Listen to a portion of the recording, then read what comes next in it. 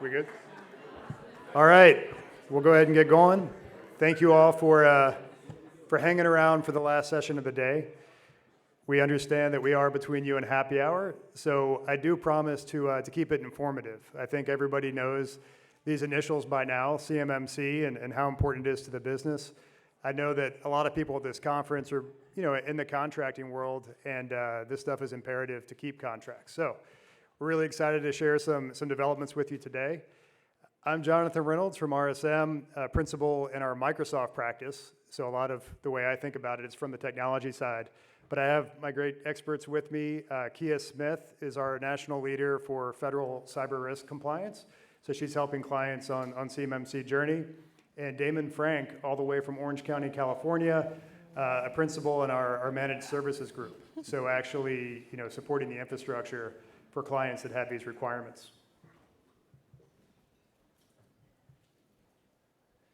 I'll give a little bit about RSM. Hopefully you guys have seen our logo around here. We've got it in quite a few places as the platinum sponsor.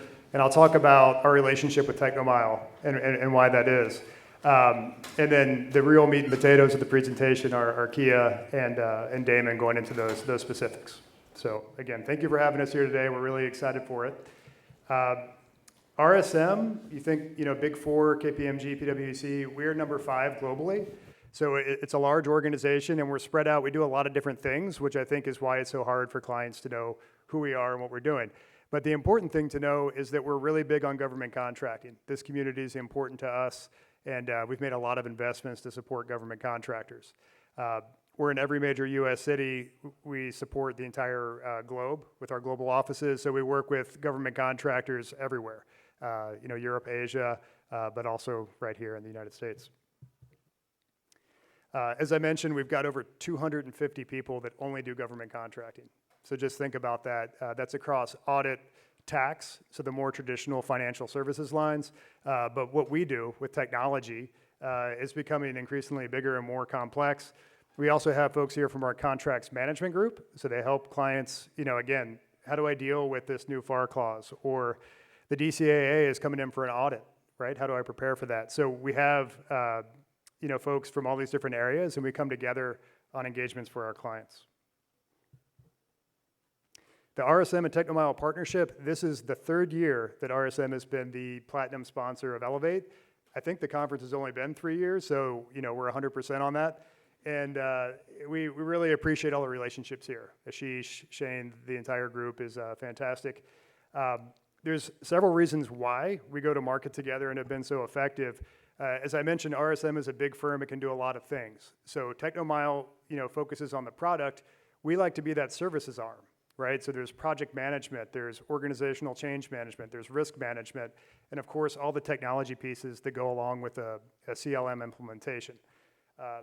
I support it from the Microsoft side. RSM actually has an award-winning Salesforce practice that I'll talk a little bit about here in a minute. So again, we're kind of that one-stop shop partner to go along with Technomile implementations.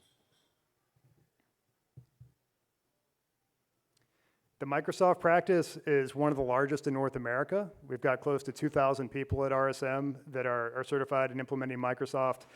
My area is really the specialization within business applications. So the ERP, the CRM is kind of my domain, but we do everything from office and modern work, Power Factory. So really anything that you're looking to do in the Microsoft world, we're there to support you.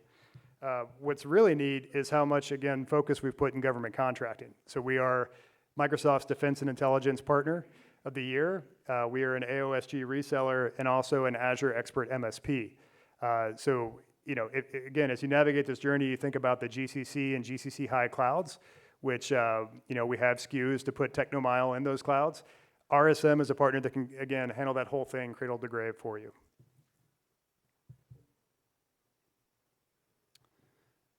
And with that, I will go ahead and, I don't know if did it advance a slide? Yeah. Trying to go back here. No, the buffer in between it's missing. So we'll get to the meat right now with Kia, and Kia will take you through some of our developments around managed services. Are we missing one of your content slides? Yes. Yes? Okay. You gonna go? Or do you want to do your managed service bit? No, I think you need to go first. All right. I know it's all committed to memory, Kia. So. This happens at the end of the day, by the way. It does happen at the end of the day. Yeah. So good afternoon, everyone. I want to start, we're missing one of my slides, but that's okay. You want to see if it's in there? Yeah. Go to the next one.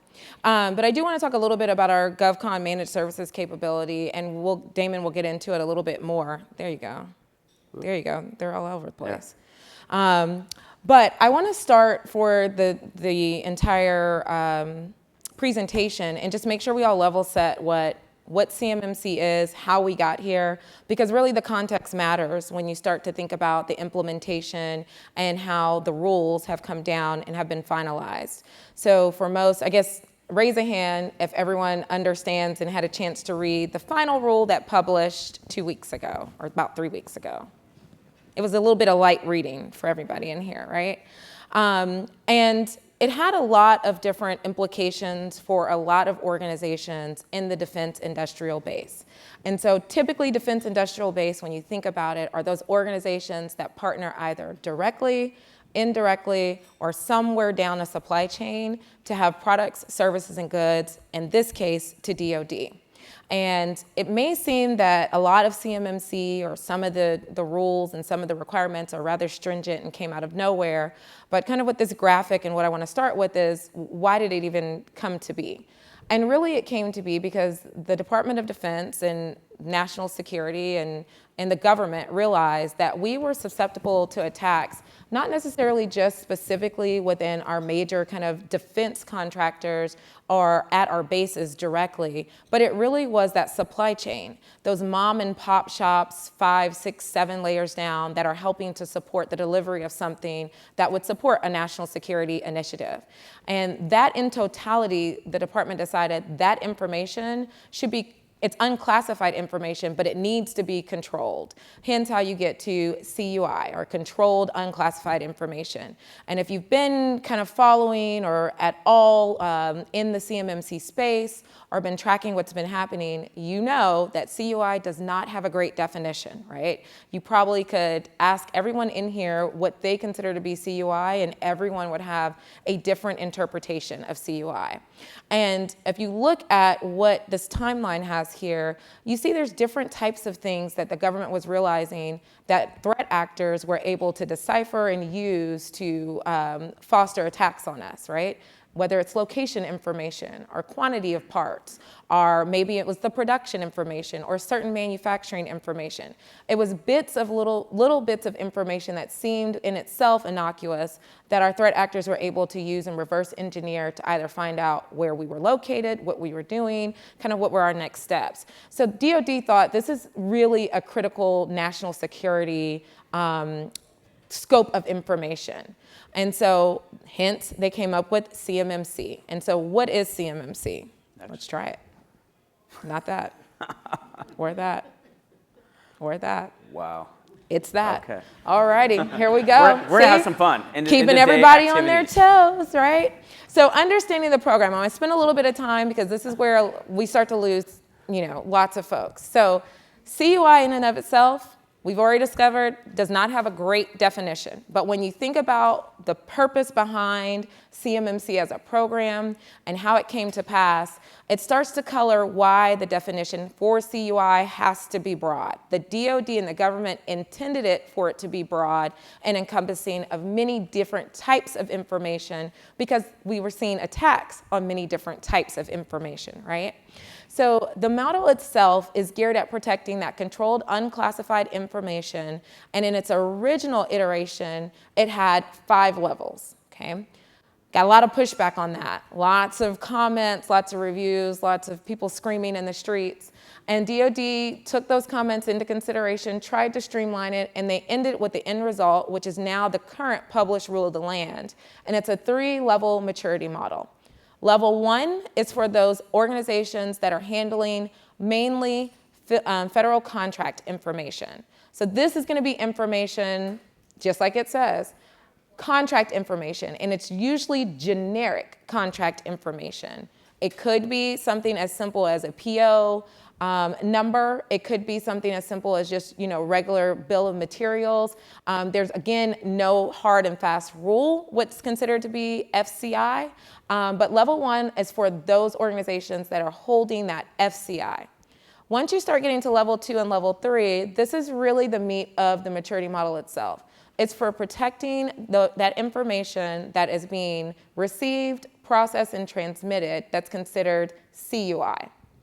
Again, that definition is very hard to decipher. And at the end, I get lots of clients, lots of organizations that are like, we don't believe we have CUI, right?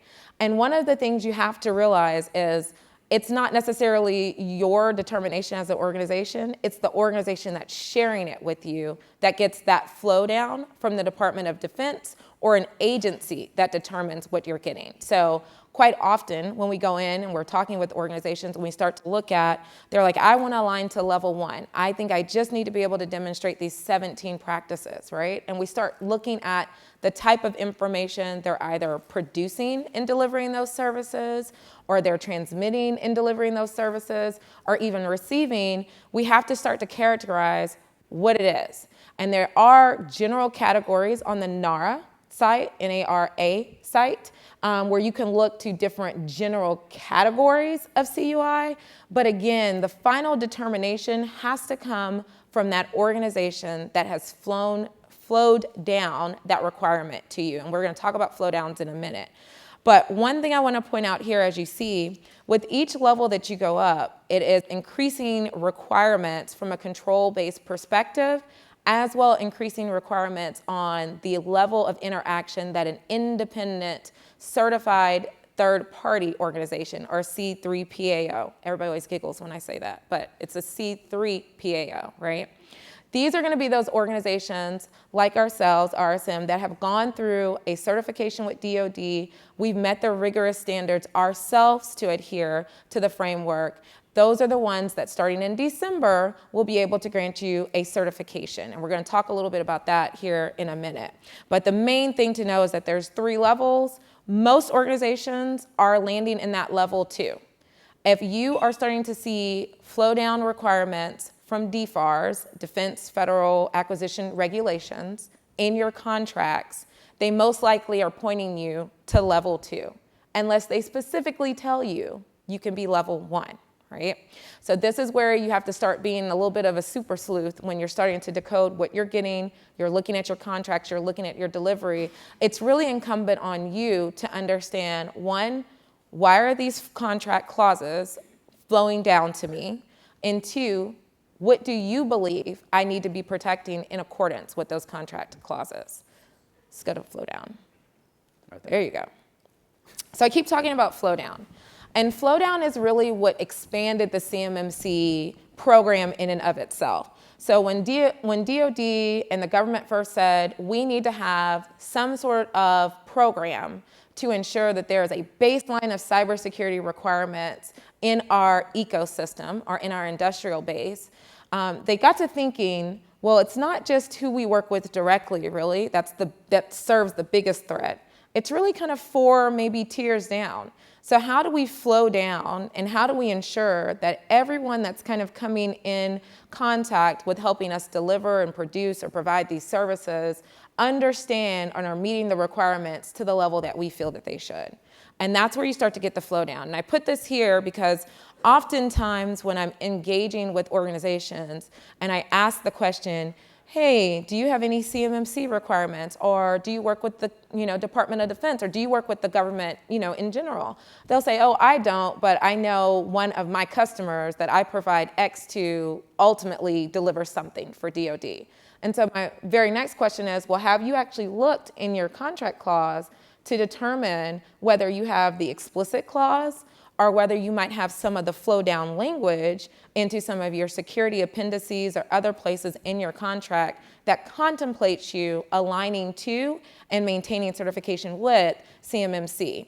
And usually I get some funny responses coming back. It's like, oh, I found this weird thing that says I will align with all of the same security requirements that my prime does. What does that mean? And I was like, that means that you too now are subject, right, to CMMC or some version, right, of alignment to 171. So it's really kind of understanding where you are, kind of, are you a prime, are you a sub, are you a service provider? The rule has different requirements depending on where you are, kind of in that flow down. But the initial thing is to understand, and it's DoD's position that it is incumbent upon you, everyone in the defense industrial base, to affirmatively know and validate whether you should or should not be aligning to CMMC. So ignorance is not a defense in this, standpoint. So you definitely want to make sure that you spend time, like I said, looking through your contracts, understanding whether you have explicit contract clauses or if you have flow down language embedded within your contracts that may be triggering the need for you to align or to at least assess against CMMC itself. I'll get to the next one. This is a game here. Kind of. It is. Fine. Yeah, here we go. Fine. We'll just leave there. Okay. Yep. So I don't know where my other slide went. But when I keep talking about assessing, does anybody know what is the framework that CMMC is built on? We're going to make this interactive on you. You get a squishy Capitol building, which I don't have here. I would toss it to you. Absolutely correct. So the CMMC itself, the framework that you will be assessed to is NIST 800-171 Rev 2, not Rev 3. So that's another point of kind of confusion. NIST, or the National Institute of Standards and Technology, has recently implemented Rev 3, right? So if you go to the NIST site and you look up 800-171, something will pop up and say Rev 3, right? Rev 2 has been deprecated. So I've had clients, very frantic coming to me and saying, hey, I need to align to Rev 3. And I'm like, that's great, but you'll be assessed to Rev 2. So let's take a step back and look at what Rev 2 says. Rev 2 has 110 control objectives. And here's where it gets really tricky. Each control objective has subparts. And to really align to each control objective, you have to definitively meet every single subpart within each control objective. Why does this matter? One of the key takeaways in the latest iteration or the final iteration of the rule is that it allows for an affirming official at organizations. The affirming official is essentially going to be the person that accepts personal liability on behalf of their organization, both legally and contractually, to certify that what we're saying is true. So to break this down even more, lots of organizations right now will be or are in the space of being able to self-certify themselves, right, in the first year. They may not be required to actually contract with a C3PAO to conduct an actual certification. However, now that the rule is final, you, the affirming official or individual on behalf of your organization, you have to ensure that what you're certifying is actually correct. So when you start to think about internal self-assessments, if you're assessing yourself to the 110, but you haven't really pulled out the guide and assessed yourself to each subpart and assured that you can rise to the level of compliance for each subpart, you likely don't have a true score or indication of really where you are in meeting the metrics in the way that DoD expects you to meet the metrics. Another key takeaway that has a lot of implications for everyone is the timing. So CMMC, as we saw on that timeline, the lead up to CMMC has been happening for over a decade. There's been DFARS clauses and several different iterations of rules around having to attest to your cyber compliance posture, having to perform levels of assessments. But CMMC says we're going to give those prime contractors and those individuals that we've designated as phase one, and most of those organizations know that because it's in your contract information, we're going to give you essentially a year, right? That's a little bit of an expansion. When it was in its first iteration, it was thought we're going to give people 6 months, because from DoD's perspective, these are not new things we're asking organizations, right? These are things we expected as a general cybersecurity posture that anyone that partners with DoD would have already been doing to the level that we expect them to do. Now, that's a little bit, outrageous because nobody really understood exactly what DoD had wanted until it was crystallized within this program. But one of the great things about this phased kind of implementation is it does allow for tiering, which will allow for the more than 300,000 DIB participants to have time to really get themselves implemented. And Damon is going to talk a little bit more about some of the very specific implementation things and some ways we help organizations kind of manage that. But one thing to keep in mind when you start thinking about implementation, when you start thinking about the rules, is that DoD is very much concerned with where this information is in your environment. So the implementation isn't usually just, can we write a policy, or did we just do this, control? It is about your architecture, it is about your structure, it is about your access, which often triggers building an enclave or separating information, which are oftentimes kind of long-term implementation projects, right? So when you start to look at the 4-phased implementation timeline that is in the final rule, it starts to kind of condense a little bit of the time that you have to react to the rule itself. So you'll have to make sure, all organizations will need to make sure that they understand, again, what they're having. Do I have CUI? Where is that CUI going to be in my boundary? And then what is it that I need to do to actually comply with that? Another thing that I'll say external service providers for last, but another key takeaway is the final rule does allow for a little bit of leeway from organizations in terms of plan of actions and milestones. Originally, and through the current program with DoD, organizations could only achieve a certification if they basically had a perfect score of 110. In the final published rule, it does allow for organizations to have some items not met at the time of their certification, but it does put a clock on you for getting those things remediated and tested to be able to actually achieve full certification. So what does this mean? This means that you'd want to time your certification to where you're pretty confident that you pretty much have most, if not all, of the gaps in your environment addressed. The last thing, or the last two things I'll talk about is, one is international contractors. This is another big one for most organizations. Most organizations do more than just work with the DoD, right? They have commercial businesses, they have international locations. It was thought that with the CMMC, it was just kind of focused on US-based, US operations. The final rule has kind of turned the heat up a little bit because it says we don't care where the organization is.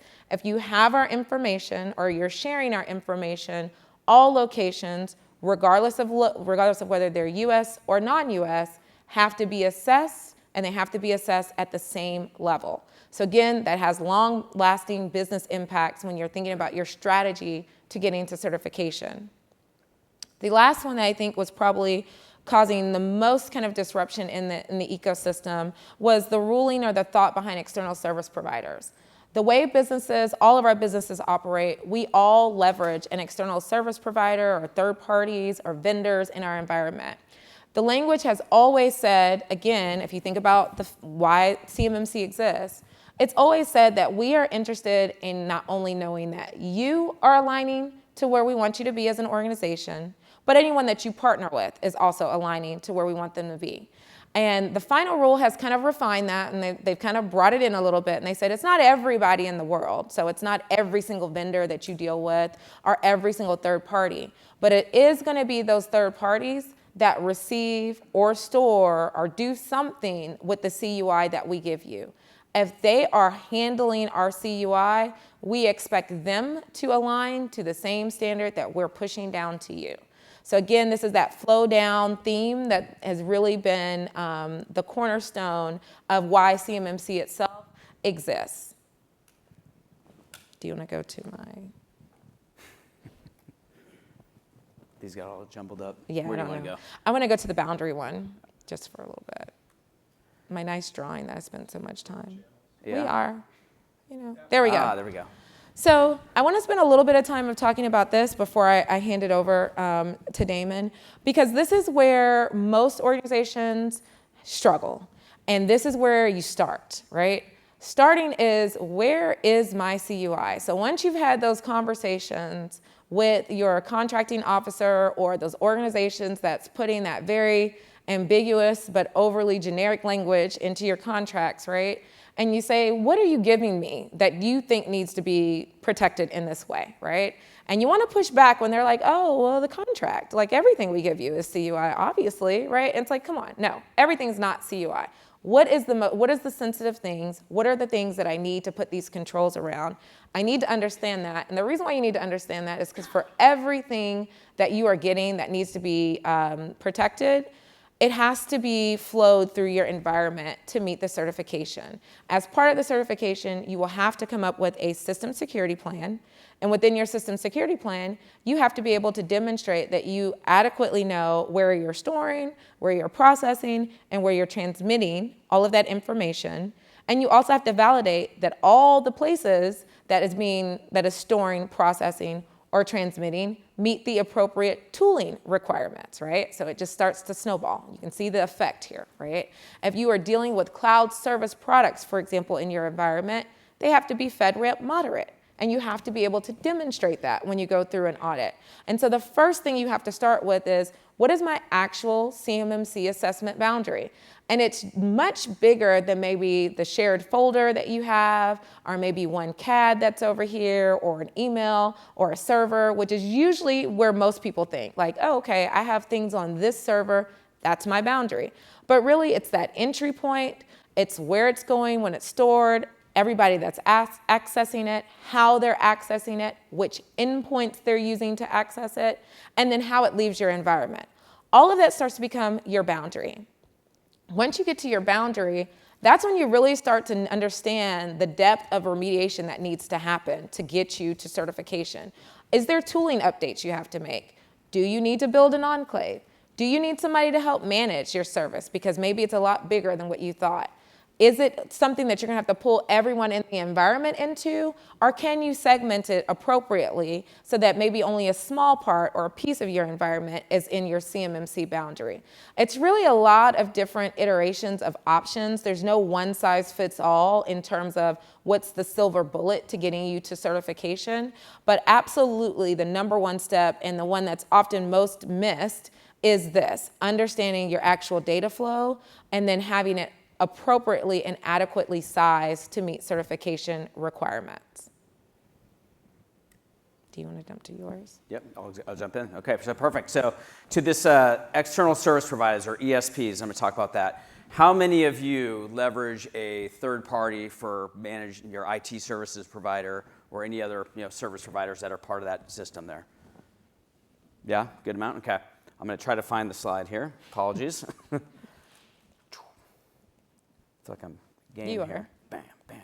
Okay, external service provider. So final rule. There's two key parts in here. Number one, if your external service provider is not processing, storing, or transmitting CUI, they are exempt from CMMC certification. So they do not need to go through the process. However, if they are handling CUI, they will have to become CMMC certified at the same level as you all, at the level that you are required to become certified. So if it's an L1 or a level 2 or a level 3, your, for example, managed IT service provider will have to be certified at the same level. So I'm going to talk a little bit about our journey. RSM we've been a managed service provider for 35 years. We provide commercial managed IT services, government contracting managed services, and we, thanks to our C3PA organization, a couple years ago, we were able to lobby our executives to provide us the investment necessary to go separate our entire operating environment, build out an enclave, and then build out our managed services capability that will align with NIST 800-171 version 2 and all CMMC level 2 compliance. So I'm going to talk about that if I can find these slides. These got all jumbled up. So sorry for this.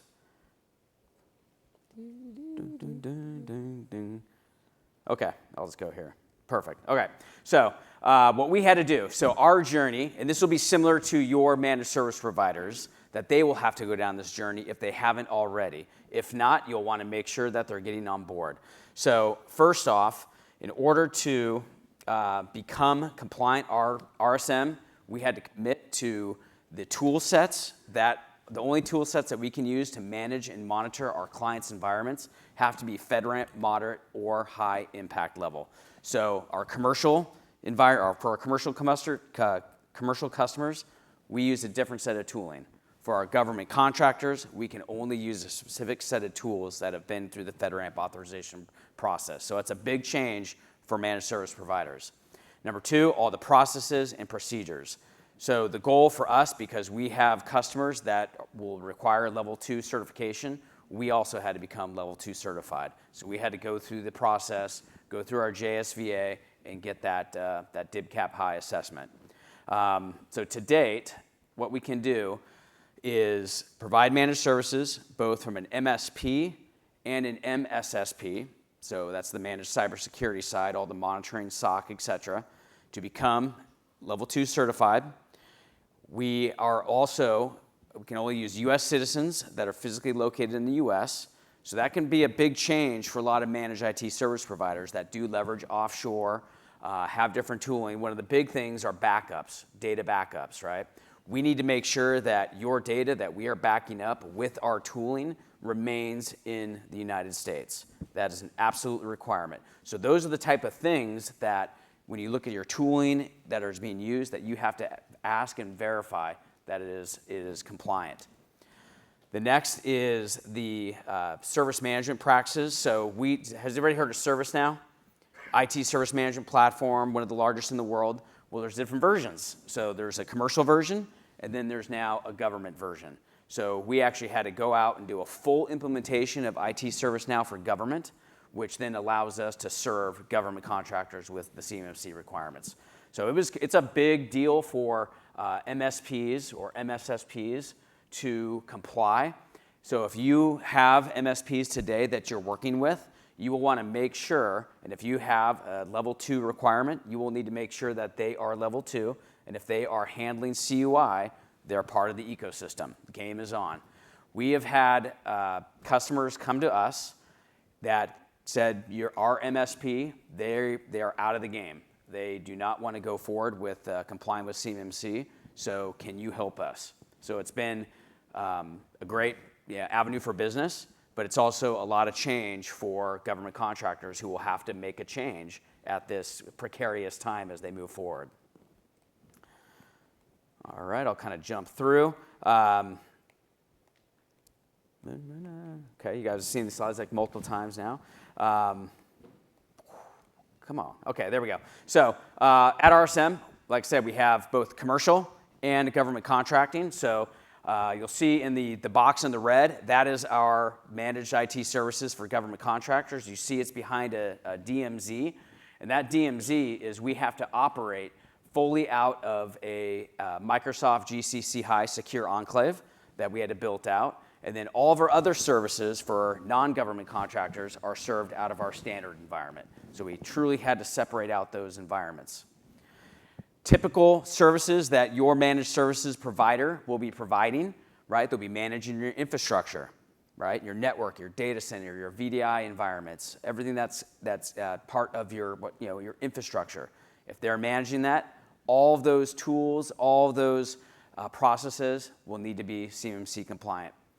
Managed Microsoft or AWS, whatever your productivity collaboration platform, that's where a lot of your data, email, SharePoint, OneDrive, that's all part of the picture. Service desk, right? Your service desk, that all your IT support requests, the system that they use. So we had to switch to ServiceNow for government in order to comply. That was our biggest cost for our firm because it's quite a large implementation. All your endpoints, all your laptops, desktops, your mobile devices, if those devices are handling CUI, that is all part of scope and has to be managed as such. Your security, your cybersecurity stack, again, also in play. And then anything you have in the cloud, whether it's AWS, Microsoft, GCP, any other cloud platforms, those cloud platforms will have to be FedRAMP moderate or high. So those providers will have to go through the FedRAMP authorization process. All those are wrapped around the CMMC compliance. Okay, I'm not going to flip through any more slides. Jonathan, I'm going to hand it back to you. If there's any other questions after, we're all kind of sitting up here, and there are pieces of paper on your tables that has a little bit more information. So Jonathan, I'm hand it back to you. Just a few minutes left before happy hour, so thank you for staying with us. Yeah. Thank you, guys. And really, I appreciate hearing Kia and Damon kind of unpack this because it's a lot, right? And hopefully it comes together for you. Kia is going to help you figure out, do I need this container? Damon and our teams are going to build it and support it for you. Once you have it, what are you putting there, right? And that's where I think it kind of intersects with this conference and, the business applications that I mentioned earlier. TechnoMile being the contract lifecycle management tool and also the growth tool, we need to protect it just as much as we do our other assets. And as I mentioned at the beginning, TechnoMile we can put into GCC or GCC High. My focus is always going to be on the ERP, and that's always been kind of a fascinating transition too, because 10, 15 years ago, the CFO said, I want this accounting system. We can put it on-prem. It can be in the cloud. I don't care where it is. The service provider can be in the Philippines. That's not anymore. Our conversations are with the CIO when we talk about ERP. And the last point, we're kind of out of time, but when we implement TechnoMile, it's often alongside the Microsoft accounting system, Dynamics. And RSM has built an ISV within that can do all of the GovCon accounting. So cost pools, DCA compliant time entry, you name it. So if you have an on-prem ERP system, maybe CostPoint, or perhaps it's being hosted in a commercial cloud, that's not going to cut it with the new CMMC rule. So it is something to think about if you are building out a GCC High infrastructure, to consider putting both the growth tools and CRM of TechnoMile as well as the Microsoft ERP. So I'll kind of leave it there, driving home that point. Thank you for staying with us. This is actually better than I expected at this point of the conference. You guys have been real troopers. And come talk to us for drinks afterwards because, like I said, there's a lot here. And luckily you got to see each of the slides 5 different times. But I'm sure you still have questions. So look forward to chatting with you. And with that, I'll turn it back over to TechnoMile.